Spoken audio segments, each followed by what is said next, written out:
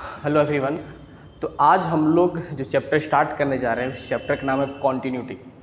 ठीक है, तो कॉन्टिन्यूटी पढ़ने से पहले लिमिट बहुत अच्छे तरीके से पता होना चाहिए, क्योंकि अल्टीमेटली बोल सकते हो लिमिट का एक्सटेंशन बोल सकते हो कॉन्टिन्यूटी को, है ना। तो जैसे अगर कॉन्टिन्यूटी हम लोग पढ़ेंगे क्या चीज़ मेनली, जैसे किसी भी क्वेश्चन, कोई सा क्वेश्चन तुमसे पूछा जाए कि चलो बताओ ये फंक्शन मेरा इस पर्टिकुलर पॉइंट पे मेरा फंक्शन कॉन्टिन्यूअस है या नहीं है। ठीक है, तो फंक्शन को कॉन्टिन्यूअस होने से पहले मेरे को उस फंक्शन का लिमिट निकालना पड़ेगा, मीन्स लिमिटिंग वैल्यू निकालना पड़ेगा, और लिमिटिंग वैल्यू फाइंड कर लेंगे एंड देन फंक्शनल वैल्यू निकालेंगे उस पर्टिकुलर पॉइंट पे। और लिमिटिंग वैल्यू और फंक्शनल वैल्यू अगर सेम हो जाएगा तो हम लोग बोलेंगे फंक्शन मेरा कॉन्टिन्यूअस है। अब देखो ध्यान देने वाला बात यहाँ पे ये चीज़ है कि फंक्शनल वैल्यू निकालना कोई टफ काम नहीं है। अरे फंक्शन में पर्टिकुलर पॉइंट पुट कर दो, जो वैल्यू निकला that is my functional value. ठीक है, अब यहाँ पे काम जो मेन काम आ जाएगा लिमिट को सॉल्व करना। ठीक है, तो अल्टीमेटली लिमिट मेरे को सॉल्व करना ही पड़ेगा। इसे लिमिट बहुत अच्छे तरीके से ढंग से पता होना चाहिए कॉन्टिन्यूटी और या फिर डिफरेंशियबिलिटी पढ़ने से पहले। ठीक है, तो चलो इस चैप्टर को मैं स्टार्ट करता हूँ, है ना।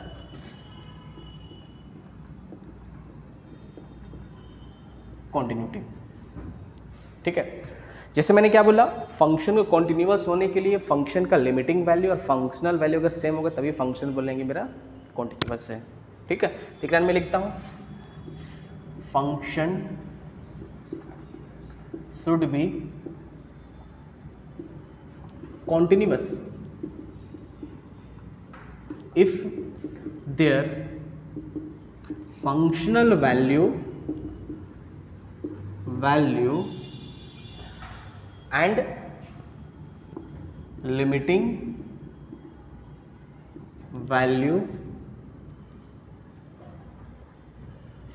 will be same।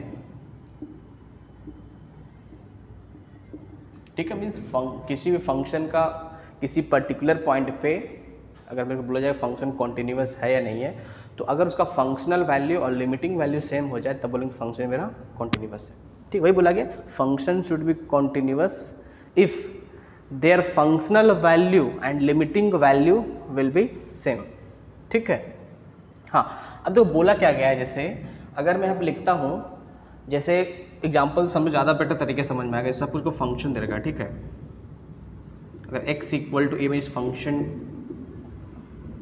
ए पे मेरे को इसका लिमिटिंग वैल्यू निकाला था, हमने उस लिमिट को सॉल्व किया एक्स ए पे। ठीक है, इसका लिमिटिंग वैल्यू सपोज निकल गया अल्फ़ा। ठीक है, और अगर उस पर्टिकुलर फंक्शन में अगर तुम ए पुट कर देते हो, पुट करने के बाद सपोज ये वैल्यू क्या दिया, अल्फ़ा दिया, तो इससे मेरे को क्या समझ में आया कि इसका लिमिटिंग वैल्यू, सॉरी यहाँ पे एक्स लिखा हुआ था, एफ एक्स था, इसका लिमिटिंग वैल्यू और फंक्शनल वैल्यू मीन चुपचाप से उस फंक्शन में हमने वो कोऑर्डिनेट या फिर जो पॉइंट था उस पॉइंट को हमने पुट कर दिया, तो उससे जो वैल्यू अल्फ़ा प्रोड्यूस हुआ तो ये इसका फंक्शनल वैल्यू हो गया। ये क्या हो गया, इसका लिमिटिंग वैल्यू हो गया। अगर फंक्शनल वैल्यू और लिमिटिंग वैल्यू सेम हो जाए तो क्या बोलेंगे, function is continuous at X equal to A. ठीक है, मीन्स ग्राफ में ब्रेक नहीं है उस जगह पे। ठीक है, जैसे अगर तुमसे बोला जाए, अब देखो यहाँ पे बात आता है LHL RHL निकालना। बिल्कुल, अगर मेरे को लगे कोई फंक्शन के किसी पर्टिकुलर पॉइंट पे उसका ब्रेक हो सकता है, ठीक है, मीन्स जैसे फ्रैक्शनल पार्ट ऑफ एक्स की मैं बात करूँ या फिर ग्रेटेस्ट इंटीजर फंक्शन की मैं बात करूँ, ठीक है, तो फ्रैक्शनल पार्ट ऑफ एक्स तो हर जगह कॉन्टिन्यूअस होता है, मीन्स कहीं ग्राफ ब्रेक नहीं होता है। सिर्फ मतलब अगर इंटीजर की मैं बात ना करूँ, ठीक है, अगर इंटीजर को मैं हटा दूँ तो हर जगह कॉन्टिन्यूअस, कोई दिक्कत नहीं। बट हर इंटीजर में क्या ग्राफ में ब्रेक आ रहा है, तो ऑफकोर्स अगर हम लिमिट निकालते थे तो इंटीग्रल पार्ट पे सपोज बोला जाए x इक्वल टू 4 पे बताओ कि फ्रैक्शनल पार्ट ऑफ x मेरा मतलब उसका लिमिट एग्जिस्ट कर रहा है या लिमिट एग्जिस्ट नहीं कर रहा है, तो ऑफकोर्स हम लोग LHL निकालते थे, RHL निकालते थे, तो वहाँ तो LHL RHL निकालना पड़ता था हम लोग को, क्योंकि हम लोग को लगता था नहीं ग्राफ में यहाँ पे ब्रेक आ रहा है। ठीक है, मीन्स फंक्शन का जो पार्ट है दूसरी जगह स्टार्ट होने की कोशिश कर रहा है, तो हम लोग वहाँ पर क्या करते थे, उस फंक्शन का LHL RHL निकालते थे। बट अगर मैं बोलूँ साइन एक्स को बोल दूँ कि चलो x इक्वल टू 4 पे इसका लिमिटिंग वैल्यू बताओ, तो कुछ नहीं करते थे, LHL RHL निकालते नहीं थे, क्योंकि मेरे को पता है ग्राफ में कहीं ब्रेक है, स्मूथ ग्राफ चलता रहता है -इन्फिनिटी से +इन्फिनिटी, तो LHL RHL तो निकाल लिया करेंगे। या तुम करेक्ट डेफिनेशन लिखना चाहो तो ऐसे लिख सकते हो कि limit x tends to a minus means LHL equal to limit x tends to a plus RHL equal to f a functional value. अगर इस कंडीशन को फुलफिल करे, ठीक है, तीनों आपस में इक्वल आ जाए, तो क्या बोलेंगे, फंक्शन मेरा क्या होगा, कॉन्टिन्यूअस होगा, अदरवाइज फंक्शन मेरा कॉन्टिन्यूअस नहीं होगा। सिंपल सी बात है, ठीक है। चलो आगे चलते हैं,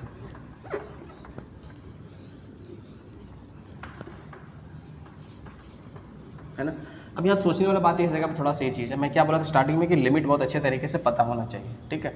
अब ध्यान से देखो, क्या फंक्शनल वैल्यू निकालना कोई टेढ़ा काम है, बहुत आसान काम है, बट मेन काम क्या है, लिमिट को सॉल्व करना, ठीक है।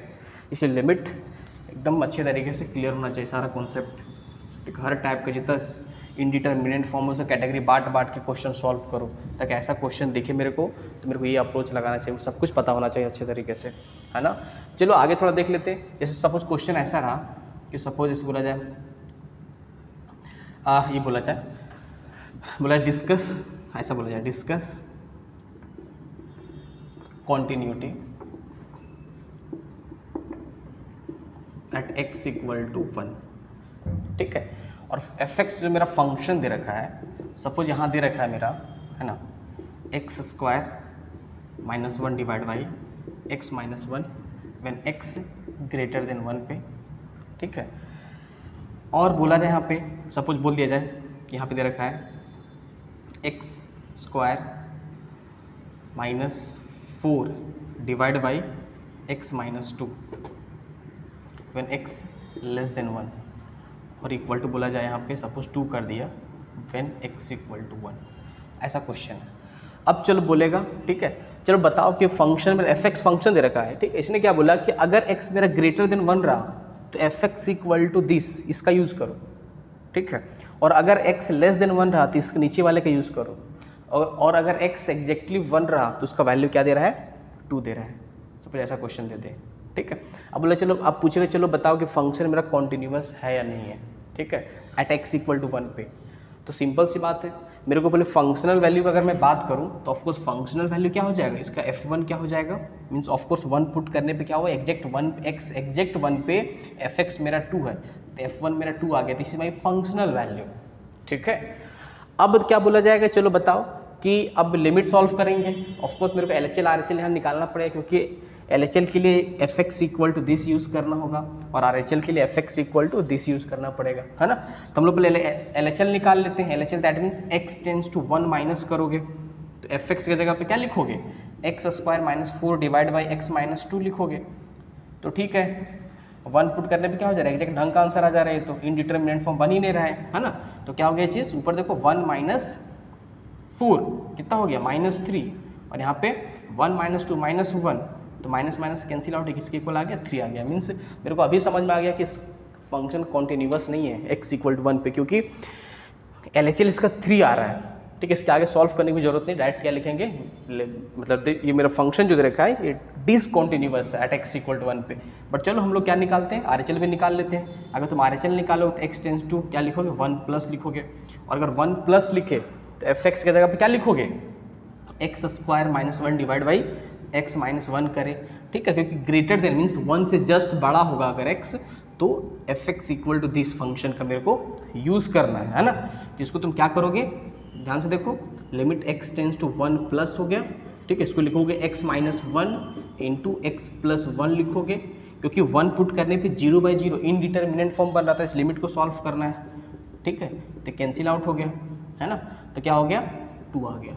मीन्स यहाँ से क्या मेरे को समझ में आ रहा है कि इसका फंक्शनल वैल्यू और RHL का वैल्यू सेम आ रहा है, ठीक है। फंक्शनल वैल्यू 2 था और RHL भी 2 आ गया, बट इसका LHL क्या आ रहा है, LHL मेरा 3 आ गया।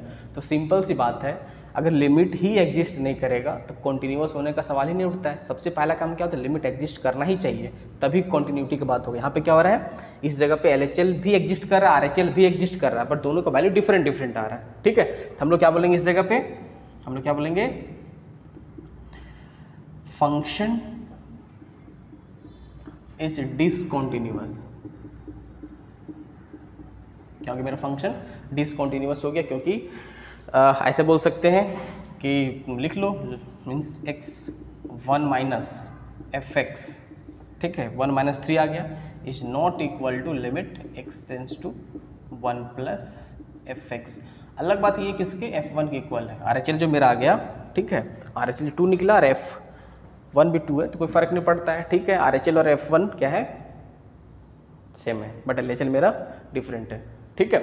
तो ये मेरे क्या हो गया, यहाँ पे लिमिट मतलब मेरा डिसकॉन्टिन्यूअस हो गया फंक्शन, ठीक है।